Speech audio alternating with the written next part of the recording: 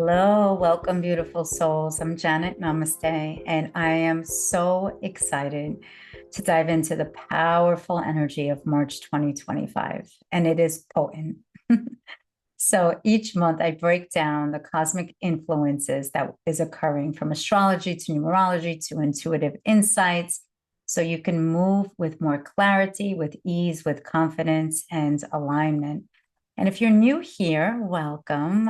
Be sure to subscribe so you never miss these monthly energy updates.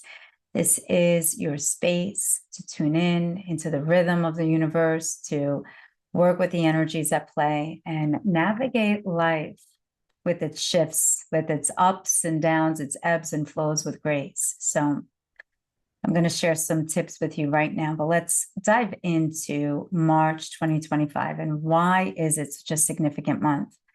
So it is a powerful, powerful threshold. We're standing, when it comes down to like astrology, we're standing between 29 degrees Pisces, which is right at the end. It's the end of the zodiac, and 0 Aries. Aries is the first sign of the zodiac. So it's like the fiery, crazy spark of brand new beginnings. So imagine like standing in a doorway. You're right there at the threshold, and behind you lies everything that you've known, lies everything that is familiar. It's like what brought you comfort. And ahead of you, you step through that threshold, and what waits in front of you is this beautiful, brand new landscape of possibility.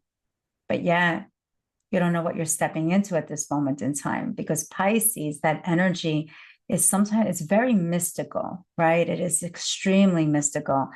But the Pisces energies represents completions. It's the end of the zodiac.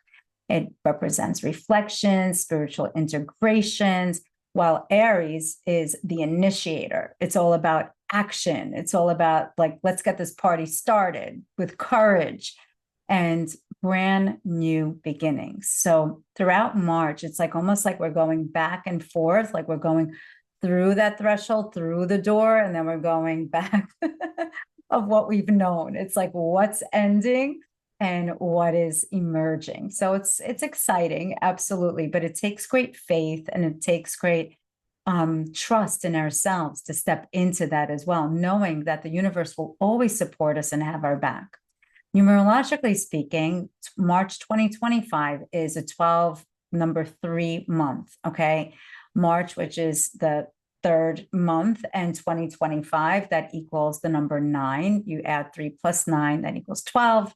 And then you reduce it, 1 plus 2 equals 3. So this number perfectly aligns with the theme of endings and beginnings, but also the number 3 represents, it's like almost like it's the code of the inner child, of remembering what it is to what made you spark when you were a kid, what really made you happy, what really aligned you to your soul. But 12, the energy of number 12, it carries the energy of completions. We have 12 hours, right? It's not 12 hours in a day. We have 24 hours in a day. we have 12 months in a year, but 12 also is all about spiritual wisdom as well. It's about cosmic understanding. It's integrating lessons also before we move forward. Like even in school grades, we go up. Sorry, I put my hands up and Zoom like had that high five thing going. We have 12 grades, right? And we graduate in the 12th grade, and then we go off to university and the secondary like studies as well. So 12 is all about completion. And number 1 of the 12 is initiation. And number 2 is about bringing partnership in together, which equals the number 3. It brings the vibration of creative expression. That's what I was speaking about, the inner child. What makes you happy? And the number 3 is also about authentic communication. Say what you mean what you say, right? Walk the walk, talk your walk, talk the talk. it's important to have, and I say this all the time, your words, your actions, and what your belief system, it must align in what is in your heart. And number 3 also represents joy, optimism, and social connection. So it is a very social month, to say the least, but it's also like you never know what you're going to get kind of thing. So, because there's going to be quite a few retrogrades that are going to be happening, but we shouldn't fear any of those things. Anytime there's a retrograde happening, we get to the universe is saying, hey, go back to that project that you started, or even of something that is like dear to you that you overlooked, and you get to go back in and have a deeper, more insightful understanding and absorb it within. It's of embodying the wisdom that the experience that it may have had, or perhaps even a project. You have this aha wisdom that comes in because you're not the same person you were, or the same soul you were when you first started, or when you first experienced this particular experience. You're much wiser now. And that's what you bring back. So when there are times of retrograde. So I do like retrograde. Some people freak out. You don't need to freak out. It's actually a wonderful time to go back. And while March's astrological shifts may feel intense, because it will, the number 3 energy will remind you to find joy in the process of it, expressing yourselves freely while connecting with your hearts, with one another. It's so important. It's such an incredible month for past life regression, which I'm doing, for family constellation work, which I'm also doing this month. It's the theme of going back within and healing anything that we may have repressed subconsciously, not even know that we repressed, because some people are like, well, it's already so much time has gone by. Perhaps I shouldn't go and open up the Pandora's box. The truth of the matter is whatever energy is lurking within, it's hindering you of stepping into your greatness. So this is an incredible month because of the celestial, I call it the celestial grand finale month in a sense, because there's going to be so many astrological events. It's an eclipse month. And whenever there's a time of eclipses, it is always a time of endings and brand new beginnings. So hence that threshold, that doorway. So what is happening this month? Imagine trying to watch 5 epic shows at once. I mean, when my kids and my husband, when they're watching their sports stuff, I mean, it's like all these, there's a bunch of games sometimes going on at the same time, like the split screen. I don't know how they do it, but this is what's going to be, this is what's happening this month. There's like these 5 amazing epic things that will happen cosmically. Like we're like sitting in this cosmic theater. So what is shaping this transformative month? Well, number 1, Venus, the planet of love, of passion, of relationships, of family, of joy, of harmony, of beauty, goes retrograde in Aries. And remember, we go back, right? And to kind of like, really tune in of what does Aries mean? Venus, Aries is all about initiation, right? So when Venus goes retrograde in Aries, what does this mean? Venus kicks off the month by turning retrograde in Aries, making us rethink about love, about values, about relationships. It's the universe basically telling us, let's make sure that your heart's GPS is actually taking you where you want to go. Are you in the relationship that you're thriving and you're growing? Yes, relationships can be challenging at times. Absolutely. That's the way we grow, especially like there's, if you're with a partner, your partner acts as a mirror to you as well. But it's important that you're honest with yourself and say, hey, is this really where I want to go? It's not about the other person. It's about you. It's how do you feel? And relationships work. I'm in a relationship for 30 years with my husband, but it works not only because friendship is so important. It works when both people feel sovereign and free. And there's a lot of love and there's trust, and you grow together, but you also grow separately as well. And it's okay, but not separated. You grow individually, but then you come back and you weave it all together. It becomes interesting. So it's important with this Venus in retrograde in Aries, there's going to be this like fine tuning of relationships indeed. And then what happens? Another celestial event, Mercury retrograde joins the freaking party. Like right mid-month, Mercury stations retrograde, bringing that classic energy of like that thought that comes in. Wait, did I really just send the that text to that person, to the wrong person? With both Venus and Mercury in retrograde, it's a perfect time to reflect, to realign, and make sure that your words and heart are on the same page. It's so important. So, what else is happening? Mars' eclipses corridor. I call this like transformation in motion. So March also brings us two powerful eclipses, and it creates this eclipse corridor, the threshold, the doorway, this portal that opens. People sometimes freak out when I say the word portal. It's okay. It's just, it's another opening. We go in. A portal can be from grade 1 to grade 2, the graduation. We're stepping into something, brand new. So, and this happens like that portal, that window between March 14th and 29th.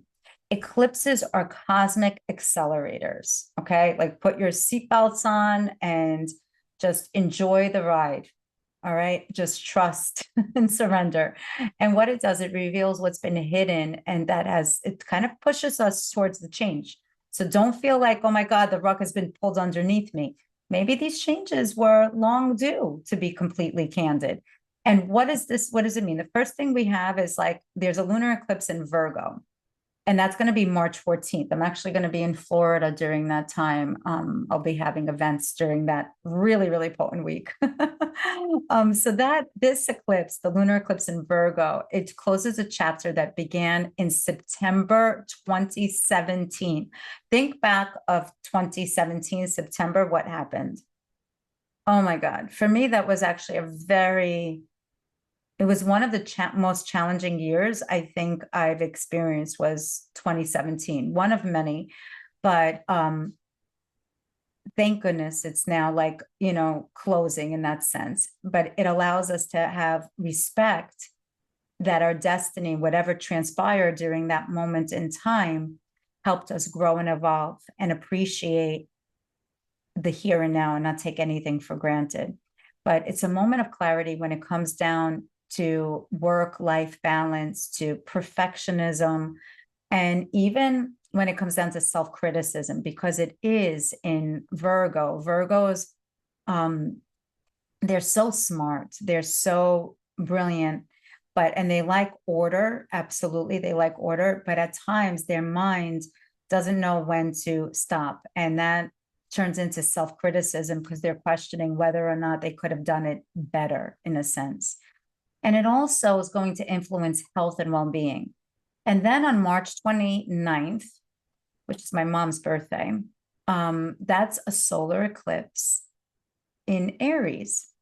So 2 weeks later, first we have the lunar eclipse, and then always 2 weeks later, we have the solar eclipse. The Aries solar eclipse on March 29th is going to propel us forward to bold new beginnings. And this is all about stepping into your authentic power, to courage, to leadership. It's really a bold time, but it's definitely like it's going to be one solar eclipse that we've never experienced, to say the least, because it's Aries, and Aries is initiation. It's the beginning of the zodiac. And also, we are also going into spring equinox here in the Northern Hemisphere. So it's this whole birthing of something brand new. So if you've been waiting to birth this like project that is, or something that a new occupation or a new career or begin a brand new hobby, that's a great time to do that indeed. So how would I navigate this eclipse season? Here are my tips and tools. Number one, always create intentional space. Avoid overbooking your schedule. I'm a Capricorn. I'm very like meticulous with my schedule indeed, but it's also like it's not that I love to work, but my work is my passion. My passion is my work in a sense, but definitely avoid overbooking your schedule. The next thing I would advise you to do is observe what's coming in without judgment. Can you like make believe that you are this beautiful owl on a perch and you're just viewing like this beautiful vista?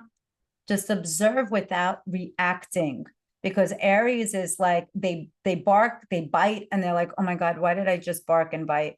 I need to just relax, just just take a look at the situation before reacting. Also, another thing that would help you is to journal your insights. I'm such a big proponent of portal journaling. I am in the process of um, doing this beautiful writing project that is like my birthing project that I'm going to be launching in March. But I write about portal journaling in there as well. And that's incredible to do during the time of eclipses, because when you write about your insights, your dreams, your emotions, it lives inside of you. If you just like are not expressing it even to when you expressing it to other people, fantastic. That's great. It becomes audible. But when you're putting pen to paper, it becomes doable. It's there. There's some sort of manifestation that happens, and it's not just by typing or putting it in your notes and on your phone. Take pen to paper. Trust me, you'll thank me later. Well, you don't even have to thank me later. I just want you to be successful.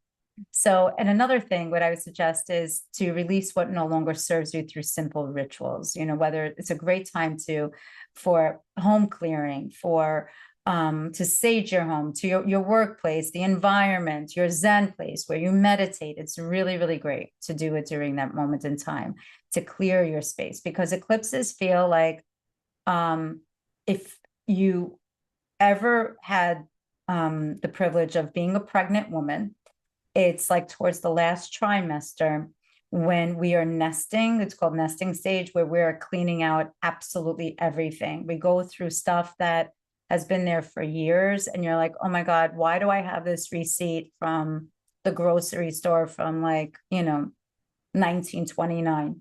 So you end up tossing it. And it's not even like about hoarding, it's removing things that no longer serve.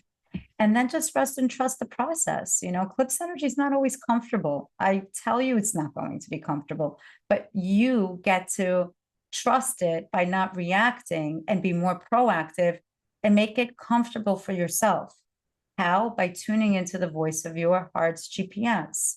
It's very important. How are you going to do that? You're going to read what you journal. You're going to really focus on your insights, on your inspirations, on what it is that you desire in the future or in the here and now. Even if you are not feeling well at the moment, it's your words have energy, your thoughts have energy. And even these antiquated belief systems that have been passed down from systems to systems to systems, ancestrally or whatever it is, it's a good time to say, hey, this doesn't belong to me anymore. Maybe my great grandfather believed in that at that moment in time because it was a survival mechanism. But at this moment in time, in the year of 2025, it doesn't serve me. Thank you. I'm glad it served him. But for me, this is my new belief system. Write things down and tune in to the essence of who you are. Because when Neptune enters Aries, which is going to be March 30th, and Neptune rules Pisces, there's going to be a major, major spiritual awakening, as if it's orchestrating the final freaking finale of the month. Neptune moves into Aries on March 30th, something that we have not seen since the 1800s, okay? I think it was like 1861, if I'm not mistaken.